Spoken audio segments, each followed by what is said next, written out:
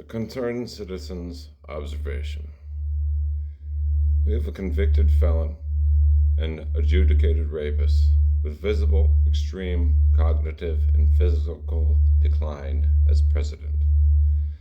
Observed signs: slurred speech, unsteady gait, walking unevenly, swollen feet and legs, swollen hands, severe bruising, marked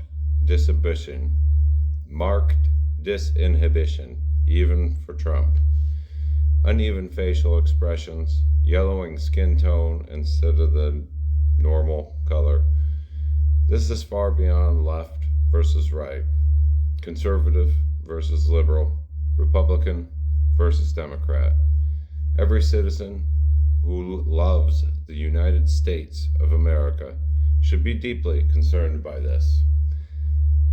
This is not normal.